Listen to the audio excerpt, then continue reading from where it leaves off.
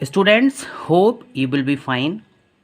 We are continuing with the topic pointers.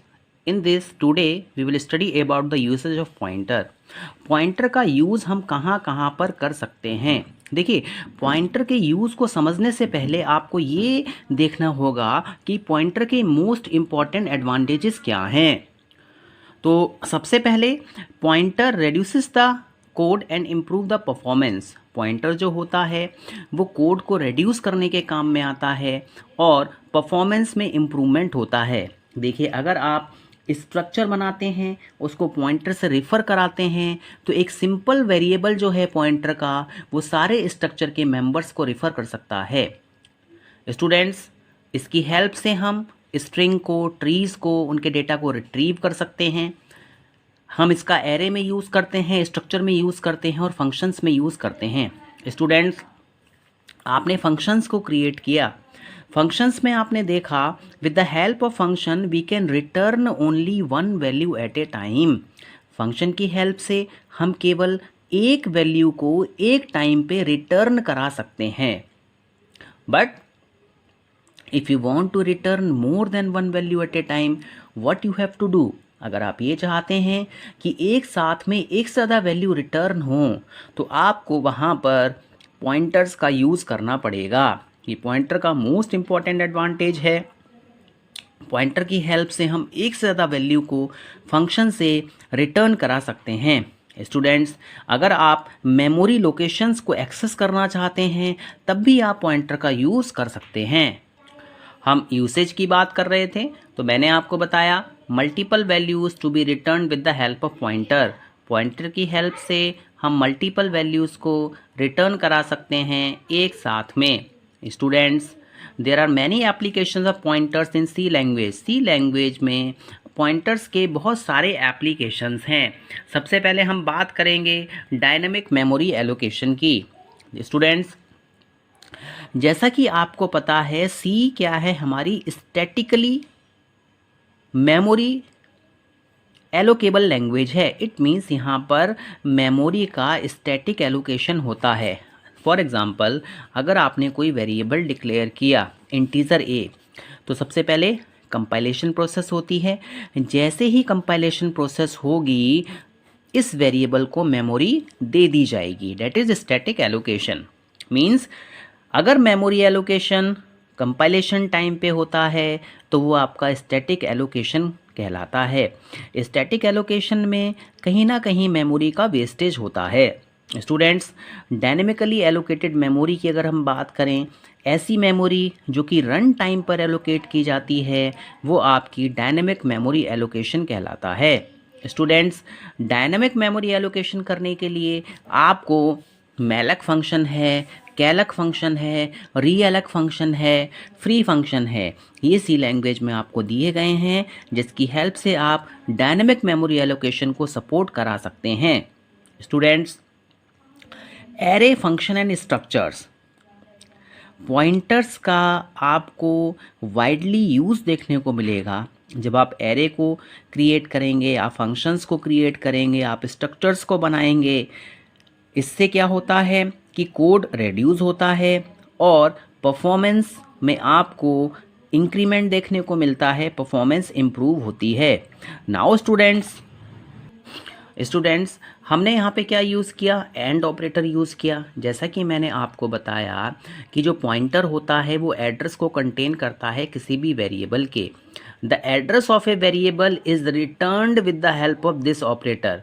अगर आप किसी भी वेरिएबल के एड्रेस को रिटर्न कराना चाहते हो, तो आपको यहाँ पर एड्रेस ऑपरेटर का यूज़ करना पड़ेगा।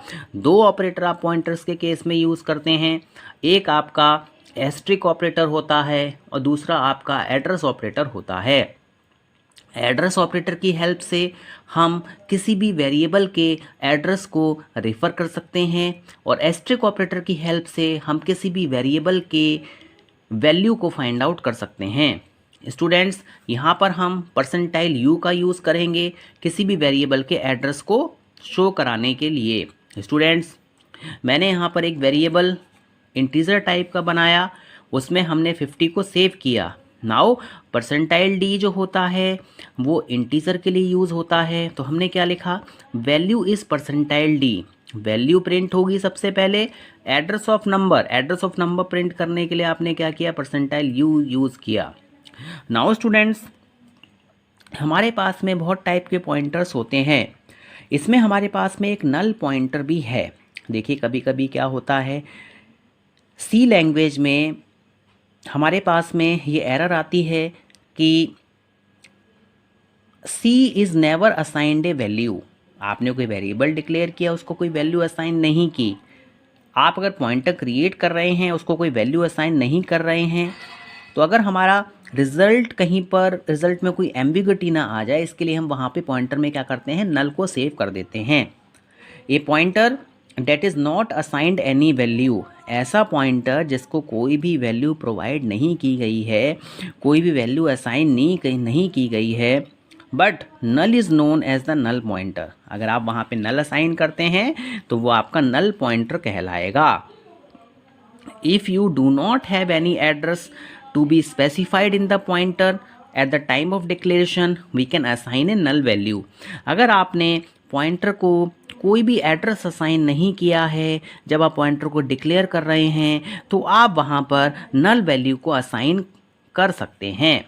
नाउ स्टूडेंट्स हमारे पास में बहुत सारी लाइब्रेरीज़ होती हैं, जैसा कि मैंने आपको बताया, सी में हमारे पास में सिस्टम लाइब्रेरी होती हैं, stdio.h है, conio.h है, mat.h है। ये हमारी क्या है, लाइब्रेरी की आप कह सकते हैं हेडर फाइल्स हैं, जिसमें बहुत सारे लाइब्रेरी फंक्शंस आपको दिए गए हैं।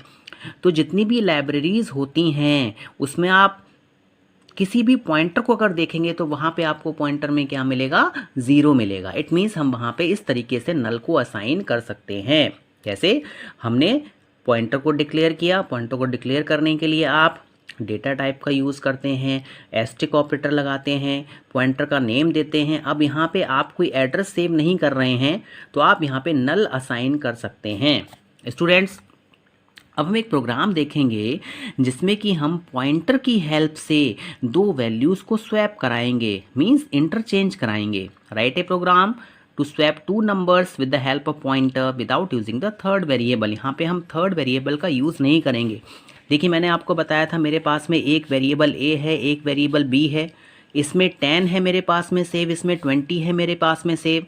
तो आप इसको कैसे इंटरचेंज करेंगे, प्रीवियस हमने क्या किया था, हमने एक सी वेरिएबल लिया था जिसमें हमने सबसे पहले क्या किया, 10 को सेव किया, यहाँ पर स्पेस वैकेंट हो गया, फिर हमने बी को यहाँ पर सेव कर दिया, फिर बाद में हमने सी की वैल्यू को बी को असाइन कर दिया। मीन्स यहाँ पर वेरिएबल का इंटरचेंज हो गया with the help of third variable. But यहाँ पर हमें तीसरे वेरिएबल की हेल्प नहीं लेनी है। तो हम किस तरीके से यहाँ पर प्रोग्राम करेंगे, देखिएगा। सबसे पहले हमने क्या किया, एक ए वेरिएबल क्रिएट किया जिसमें हमने 10 को असाइन किया, एक हमने बी वेरिएबल क्रिएट किया जिसमें हमने 20 को असाइन किया। इसके बाद में हमने एक पॉइंटर P1 बनाया जिसमें हमने एड्रेस ऑफ ए सेव किया, एक हमने पॉइंटर P2 बनाया जिसमें हमने एड्रेस ऑफ बी सेव किया। नाउ स्टूडेंट्स, यहाँ पे एक मोस्ट इम्पॉर्टेंट बात आपको ये ध्यान में रखनी है कि एस्ट्रिक की हेल्प से हम वैल्यू को फाइंड आउट करते हैं। सबसे पहले बिफोर स्वैपिंग यानी इंटरचेंजिंग करने से पहले क्या वैल्यू थी, asterisk P1 equal to percentile D, asterisk P2 equal to percentile D, asterisk P1 asterisk P2 means यहाँ पे 10 प्रिंट होगा और 20 प्रिंट होगा। नाउ जो एस्ट्रिक ऑपरेटर होता है वो वैल्यू को फाइंड आउट करने के लिए होता है। तो देखिए एस्ट्रिक P1 में हम क्या कर रहे हैं, asterisk P1 plus asterisk P2 means हम यहाँ पे 10 प्लस 20 कर रहे हैं, मीन्स अब एस्ट्रिक P1 में क्या आ गया, 30 आ गया। नाउ P2 की वैल्यू फाइंड आउट करने के लिए हम क्या करेंगे, P1 में से P2 को माइनस कर देंगे। मीन्स P1 में कितना वैल्यू है, 30 है, P2 में कितना है हमारे पास में, B की वैल्यू है डेट इज़ 20, तो मेरे पास में कितना आ गया, 10 आ गया। मीन्स P2 के पास में अब कितनी वैल्यू हो गई, 10 हो गई। अब हमने क्या किया, P1 में क्या किया, P1 माइनस P2। P1 में हमारे पास में कितनी वैल्यू थी, 30 वैल्यू थी, P2 के पास में कितनी वैल्यू हो गई, 10 हो गई, तो हम यहाँ पे क्या कर रहे हैं 30 minus 10 that is equal to 20। अब आप देखिए P2 के पास में 10 आ गया, P1 के पास में 20 आ गया। यहाँ पे क्या था, P1 के पास में 10 था, P2 के पास में 20 था, वैल्यू इंटरचेंज हो गई, P2 के पास में 10 आ गया, P1 के पास में 20 आ गया। मीन्स एस्टेरिस्क ऑपरेटर की हेल्प से हम वैल्यूज़ को फाइंड आउट करते हैं। तो नाउ स्टूडेंट्स हम यहाँ पे वैल्यू प्रिंट करेंगे। अब यहाँ पर हमें P1 की वैल्यू 20 प्रिंट होगी और PT की वैल्यू कितनी होगी, 10 प्रिंट होगी। नाउ देखिए रीडिंग कॉम्प्लेक्स पॉइंटर, देखिए पॉइंटर को रीड कैसे किया जाए ये हमारे पास में एक मोस्ट इंपॉर्टेंट प्रॉब्लम होती है, क्योंकि जब तक आप पॉइंटर को करेक्टली रीड नहीं करेंगे आप उसको अंडरस्टैंड नहीं कर सकते हैं कि ये जो पॉइंटर है किस को रिफ़र कर रहा है।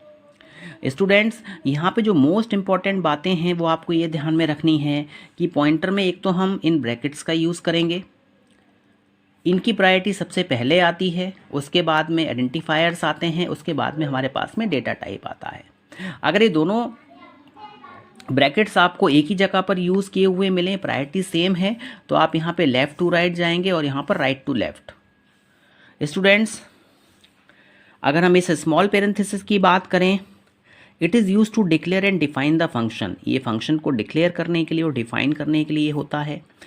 स्क्वायर ब्रैकेट्स की बात करें तो एरे के सबस्क्रिप्ट को शो करने के लिए यूज़ होता है। एरे के साइज़ को अगर आप शो करते हैं तो वहाँ पर आप स्क्वायर ब्रैकेट का यूज़ करते हैं। और ये एस्टेरिस्क जो है वो आपका क्या है, पॉइंटर ऑपरेटर है। नाउ स्टूडेंट्स देखिए जैसा कि हमने यहाँ पर लिखा क्या है, integer small parenthesis asterisk P10। अब देखिए यहाँ पर मेरे पास में स्मॉल पेरेंथेसिस भी आ गया, स्क्वायर ब्रैकेट भी आ गया, दोनों की प्रायोरिटी सेम है। तो अब यहाँ पर हमें क्या करना पड़ेगा, प्रेसिडेंस को ना लेते हुए, ना देखते हुए मुझे एसोसिएटिविटी को देखना है। तो इस पॉइंटर को हम कैसे रीड करेंगे, P इज़ ए पॉइंटर। सबसे पहले ये P क्या है, देखिए लेफ़्ट टू राइट एसोसिएटिविटी है, तो पहले मुझे इस वाले स्मॉल पेरेंथेसिस ब्रैकेट को देखना होगा, बाद में मैं स्क्वायर ब्रैकेट को देखूंगा। P is a pointer to an array, P एक ऐसा पॉइंटर है जो कि एरे को शो कर रहा है और उस एरे का साइज कितना है, 10 है। P is a pointer to an array of integer of size 10। P एक पॉइंटर है जो कि इंटीजर टाइप की एरे को रिफ्लेक्ट कर रहा है जिसका साइज कितना है, 10 है। नाउ स्टूडेंट्स मेरे पास में एक और मैंने यहाँ पे डिक्लेरेशन किया है।